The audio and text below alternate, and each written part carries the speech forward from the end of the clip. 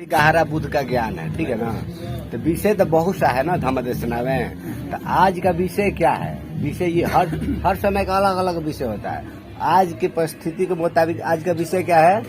आज हमारी माता जी नहीं है, ठीक ना। 24 तारीख को इनका परिनिर्वाण हुआ। ये तो 23 तारीख को थी, मगर आज 24 तारीख को नहीं है। आज ये हम लोग इनका परिनिर्वाण दिवस अनित्य संस्कार मना रहे हैं। तो क्यों मना रहे हैं? तो आज का विषय है मानव मरता क्यों है। तो बुद्ध ने कहा जन्म लेना दुख है। मानव जब जन्म दुख के साथ जब जन्म देता है ना, तो बड़ा होगा, बूढ़ा होगा और मरेगा। इसके लिए इसी के खोज में सृष्टि करता है कौन, जिसके लिए तथागत सिद्धार्थ गौतम ने गृह त्याग किए थे। तो गृह त्याग किए थे तो किसके लिए? प्राणी मात्र के लिए। आखिर सृष्टि करता है कौन? इसको चलाने वाला कोई ईश्वर खुदा गाड है तो कोई और है। तो इसी के तपस्या में द्वैतियों के त्याग में भंते जी बहुत कुछ बता दिए, मगर आपको ये बताएंगे सिद्धार्थ गौतम को बुद्ध जब बने तो उनको क्या ज्ञान प्राप्त हुआ, यही आज का विषय है। उनको ज्ञान मिला था पतित समुत्पाद। पतित समुत्पाद का मतलब होता है पतित करो, पतित करना यानी महसूस करना। समुत्पाद सृष्टि में उत्पत्ति कैसे होता है। जीवन मिलता है और खत्म हो जाता है, क्षण क्षण में परिवर्तन होता है। एक डेग बढ़िएगा तो कुछ न कुछ परिवर्तन होगा। अगर परिवर्तन नहीं होगा तो आगे आप बढ़ नहीं ना सकते हैं, समझ गए ना। तो उसको कारण और भाव बोलते हैं, सिर्फ समझ गए ना। तो पतित समुत्पाद के तथागत बुद्ध ने इनको ज्ञान प्राप्त हुआ था। जीवन और मरण का उनको पूरा प्रकृति के तत्व को जान गए। तथ अवगते तथागते, जो लोग तथ्य से अवगत हो जाते हैं उनको तथागत कहा गया है। तो तथा बुद्ध को ही तथागत कहा गया है, ठीक है ना। तो बुद्ध के मतलब क्या होता है? बुद्ध कोई व्यक्ति नहीं है। व्यक्ति कौन है? सिद्धार्थ व्यक्ति है। बुद्ध एक डिग्री है, एक डिग्नेशन है। बुद्ध का मतलब क्या होता है? बु यानी बुद्धि, अध यानी धारण करो, यानी अपने बुद्धि को पकड़ो। आप भी अपने बुद्धि को पकड़ लेंगे ना, पकड़ना जिस दिन सीख जाएंगे तो आप भी बुद्ध बन सकते हैं। बुद्ध नहीं है ना, क्या मैं ही केवल बुद्ध हूँ, आप भी बुद्ध बन सकते हैं, मगर आप लोगों को कोशिश करना चाहिए। तो पतित समुत्पाद को बताने के लिए अविद्या से लेके जाड़ा तक समय लगेगा। समय कम है, बात कम हो और काम ज्यादा हो, भोजन कम हो और जल ज्यादा हो, मगर पतित समुत्पाद को आप लोगों को 4 भागों में बताएंगे। आप लोग का जितना दिमाग में विकार है ना वो दूर हो जाएगा। पहले ये बताइए ये क्या है? इसका नाम है माचिस। ये माचिस एक है या 2 है? नहीं, एक नहीं है। माचिस देखने में तो एक लगता है। लोग कहता है ना, साई ने भी बोला नाम तो नहीं रखेंगे, सृष्टि करता है। नहीं, ईश्वर का चलाने वाला एक नहीं है। आपको जन्म देने वाला एक नहीं है। आपका जन्म हुआ था, आपको जन्म किसने दिया? ऊपर वाला दिया था, माता पिता दिया। माता पिता नहीं रहेगा तो आपका जन्म किसी मानव का, किसी जीव का जन्म। देखो ये आवाज कहाँ से आया? एक से आया तो 2 से आया, बताइए। तो कहाँ सृष्टि करता एक है? 2 है। कोई भी सृष्टि में 2 पदार्थ उठाइए और आपस में मैत्री कर दीजिए, तीसरा शक्ति आना ही आना है, ना के सवाल नहीं है। इसमें भी एक नहीं है, इसका 2 रूप है। माचिस, इसका नाम है माचिस। ये तो कृत्रिम माचिस है, मगर सजीव माचिस कहाँ है? आप लोग देखिए अपने अंदर। देखो माँ चीज, पहले क्या है? माँ, दूसरा क्या है? चीज। देखो माँ इधर बैठी है, दादी माँ उधर बैठी है, तो माँ नहीं है। ये माँ थी ना, मगर इनका चीज तो कोई होगा ना, पति होंगे ना। जब तक दादी होंगी तो दादा होंगे, अगर दादा नहीं है तो दादी कहना नहीं हो सकते हैं। अगर माँ कहते हैं तो माँ का कोई ना कोई पति होगा, यानी तब पिता होगा, तभी उनको माँ का उपाधि। अगर आप बहू कहते हैं तो आपका बेटा जरूर होगा। अगर बेटा नहीं है तो बहू आप नहीं बना सकते हैं, समझ गए। तो ये सृष्टि का 2 रूप है, स्त्रीलिंग और पुल्लिंग।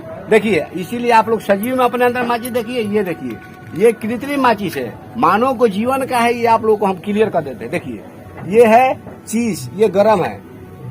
एक सौरवाई का आप लोग नाम जानेंगे। पुरुष समाज हमेशा गर्म स्वभाव का होता है, उसको जल्दी गुस्सा आता है, मगर नारी के अंदर गुस्सा नहीं आता। क्यों नहीं आता जानते हैं? ज्यादा शक्तिशाली कोई है ना तो नारी है।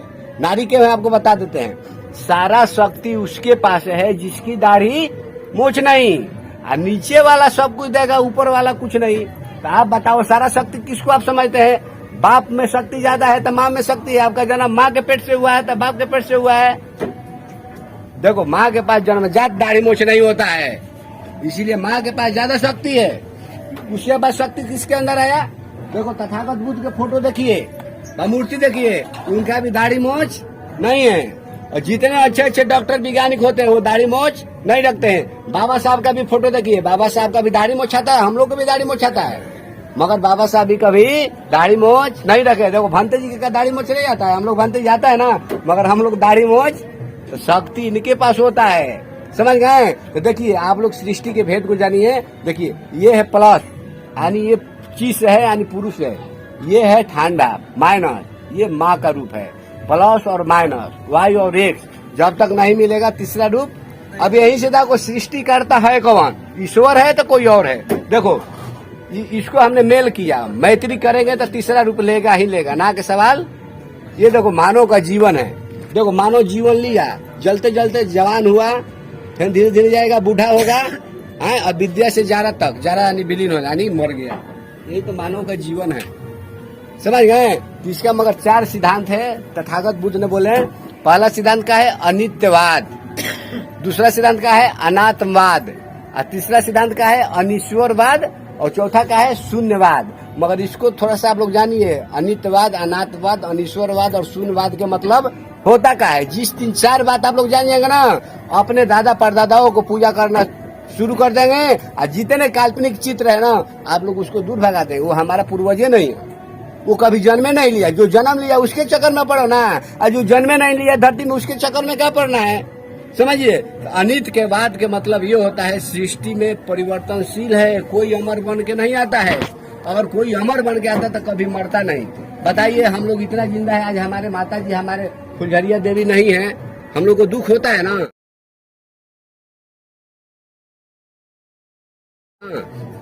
दुख होता है, अगर इनका ही देन है तो इतना समाज आज जुटा हो, अगर ये नहीं रहती तो ये घर नहीं होता, ये इतना समाज भी नहीं जुटता। भंते जी का लगता है आप लोग नाम भी नहीं जानते, तो हम लोग आए हैं इनके शोक संदेश में आए हैं। तो इसके लिए आप लोग का अनित्यवाद के मतलब होता है जब माता और पिता एक दूसरे से मैत्री करते हैं तो एक दिन का गर्भ माँ के पेट में जाता है, तो एक दिन का गर्भ शून्यवाद में जाता है, शून्य बन के जाता है, समझ गए?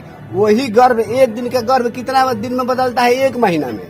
1 महीना का गर्भ 3 महीना, 3 महीना का गर्भ 6 महीना, 6 महीना के बाद 9 महीना, 9 महीना के बाद क्या होता है जानते हैं? एक पुतला बन के वो बाहर आता है, वही ना मानव को आता है, बेटा कहिए या बेटी कहिए। तो धीरे धीरे बड़ा होता है, फिर बड़ा होते होते होते होते होते होते आनी एकाएक अवतार मतलब क्या होता है? एकाएक टपक आना। तो कोई ऐसा है कोई व्यक्ति टपक के आ जाए, जिसको क्या बोलते हैं? अनित्यवाद, मानी उसमें समय लगता है, प्रोडक्ट लगता है। माचिस बनाने में भी कोई फैक्ट्री होगा ना, इसका भी मटेरियल है, नहीं कच्चा मटेरियल है। मानो कभी माँ का भी फैक्ट्री है तो 9 महीना उसके लिए रहना पड़ता है, तब तैयार होता है बच्चा, तो बच्चा तैयार नहीं होता। इसको क्या बोलते हैं? अनित्यवाद। दूसरा क्या है? अनात्मवाद। अभी लोग कहेंगे ना अनात्मवाद का मतलब ये होता है आत्मा शरीर में नहीं है, पूरे सृष्टि में आत्मा नहीं है, मगर आप लोग तो आत्मा के चक्कर में पड़ते हैं। आप भी कहेंगे आत्मा नहीं है, विपक्षी पार्टी सुनेगा आपसे झगड़ा करने लगा, मगर आत्मा नहीं है। आप ये सिद्ध करके दिखा देंगे ना तो आपको कोई वार नहीं कर सकता है, समझ गए? तो आत्मा क्यों नहीं है या नहीं है, जवाब आप लोग को देना है, हम नहीं देंगे। आप बताइए माता जी, आप लोग आत्मा में भूत प्रेत जादू टोना में ज्यादा मानते थे, पहले आत्मे को ले लिया जाए। आप बताओ, वो हर घर में कोई ना कोई बीमार होता है, मान लो एक घर में बच्चा सीरियस बीमार है, उसके लिए आप लोग क्या करती है? रोती है, गाती है, क्या करती है? किसको बुलाती है? ज्यादा सीरियस होगा पटना ले जाना पड़ेगा PMCH में, तो क्या लेकर कहा आता है? एम्बुलेंस को मंगाती है ना। आप बताओ एम्बुलेंस कौन लेकर आता है? कोई भगवान लेकर आता है तो ड्राइवर लेकर आता है, ड्राइवर लेकर आता है। किसके माध्यम से आता है? भगवान के माध्यम से आता है, तो उसमें पेट्रोल या डीजल जरूर होगा। तो डीजल और पेट्रोल से गाड़ी चलती है, कोई भगवान ईश्वर खुदा गाड़ी को नहीं चलाता है। और आप लोग बैठते हैं, बच्चों को ले जाके PMCH में पटना ले जाते हैं, तो आप बताओ हॉस्पिटल वहाँ कहाँ जाते हैं? हॉस्पिटल में जाते हैं। हॉस्पिटल में कौन रहता है? भगवान रहता है या डॉक्टर रहता है? आप लोग बताओ। डॉक्टर रहता है, भगवान नहीं ना रहता है। जब भगवान नहीं रहता है, ये देखो, जब डॉक्टर देखता है बच्चा को तो क्या करता है? आते आते क्या करता है? ज्यादा सीरियस होता है तो इंजेक्शन देता है। इंजेक्शन में माता जी आप लोग बताओ, दावा होता है या आत्मा होता है? आप बताओ। दावा होता है ना, आत्मा नहीं होता है। फिर क्या करता है? पानी चागाता है। पानी चागाता है तो बताओ उसमें ग्लूकोज होता है, आत्मा होता है? ग्लूकोज होता है, यानी शरीर क्या ग्लूकोज से बना है, आत्मा से नहीं बना है। और ज्यादा सीरियस बच्चा को होता है, सांस लेने में दिक्कत होता है, तो डॉक्टर क्या कहता है? सिलेंडर मंगाता है। उसको मुंह में लगाने के लिए। आप बताओ सिलेंडर में आत्मा होता है या ऑक्सीजन होता है, क्या होता है? ऑक्सीजन होता है ना। इसीलिए जीवन जीने के लिए शुद्ध ऑक्सीजन की जरूरत है, कोई आत्मा की जरूरत नहीं है। देखो आत्मा नहीं है तो क्या क्या नहीं है आप लोग जानो। आत्मा नहीं है तो परमात्मा नहीं है, परमात्मा नहीं है तो ईश्वर नहीं है, ईश्वर नहीं है तो खुदा नहीं है, खुदा नहीं है तो गाड भी नहीं है। ईश्वर देवी देवता पूजा पाठ जितना है ना सब धोखा है, धोखा है, धोखा है। समझ गए? ये आत्मा नहीं है। फिर क्या है? अनिश्वरवाद, यानी शरीर सृष्टि करता ईश्वर भी नहीं है। अगर ईश्वर रहता तो आप कहेंगे सर आप अपना मोबाइल नंबर बताइए, अपना मोबाइल नंबर दे सकते हैं ना। सृष्टि में जितने लोग अगर हैं तो उसके पास आज के डेट में वैज्ञानिक युग में मोबाइल सबके पास है। तो आप ईश्वर के मोबाइल नंबर पता करो। है ईश्वर का कौन सा मोबाइल नंबर है? ईश्वर कहाँ रहता है ये भी पता करो। अगर रहता होगा तो वहाँ आदमी आज के वैज्ञानिक युग में कहीं भी जा सकता है, ट्रेन पकड़ सकता है, प्लेन पकड़ सकता है। कौन सा ट्रेन कौन सा प्लेन? ईश्वर के पास जाने के लिए माध्यम बताओ। कोई गाड़ी नंबर जानती है? नहीं जानती है, यानी ईश्वर भी नहीं है। और क्या है? मानव शून्य से बनता है। देखो अभी शून्य है ना, खाली है। मानव जन्म लिया, धीरे धीरे शून्य में विलीन हो गया। शून्य से बना हुआ मानव शून्य में विलीन होता है। ये बुद्ध का पतित समुत्पाद का 4 सिद्धांत आप लोगों को बताए। 12 सिद्धांत बताने में समय लगेगा। और भंते जी जलदान विधि के अभी कार्यक्रम अभी बात छूटा हुआ है, ये खत्म करेंगे। हम लोग आशीर्वाद दक्षिणा देंगे, मंगल का कामना करेंगे और उसके बाद कार्यक्रम समाप्त होगा। ये भार भंते जी को दे रहे हैं। ठीक है, साधुवाद, धन्यवाद। महात्मा जी बोल का कहना हाँ, बोलो तनी का कहना ये बताइए। इसको इंग्लिश में साउंड बोला जाता है, हिंदी में ध्वनि बोला जाता है। जैसे कहेंगे हमारे अंदर जीव है। आप बताओ हारमोनिया बजाती है ना, हारमोनिया, उसमें से आवाज कैसे आता है?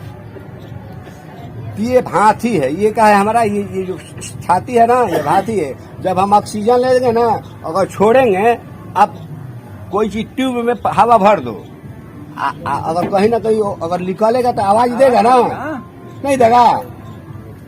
बैलून में हवा भरती है, उसको छोड़ो तो आवाज देगा तो नहीं देगा। तो हम लोग जब ऑक्सीजन लेते हैं, अगर छोड़ेंगे तो आवाज होगा ना। तो उसके लिए क्या है? मानव को आगे बढ़ने के लिए देखिए बुद्धि है, विवेक है, चेतना, उसको क्या बोलते हैं? चेतन शक्ति नहीं रहेगा तो आपके अंदर आवाज नहीं आएगा। आवाज आएगा तो आपको पता नहीं चलेगा आप क्या बोल रही है।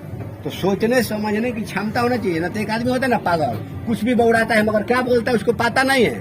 तो उसको मानू में गिनती आता है मगर कहेगा नहीं ये पागल है। तो हम भी कुछ बोलेंगे तो आप मेरा बात बोलिएगा, तो कब हम मानेंगे? हमारे अंदर चेतन शक्ति जो होता है ना वो मजबूत है। हम लोग को कोई भी काम बात बोलेंगे सोच समझ के बोलेंगे, तो कहेंगे नहीं भंते जी गलत बात बोल रहे हैं या सही बात बोल रहे हैं। हमसे तर्क करने की आपके अंदर क्षमता हो जाएगी। समझ गए?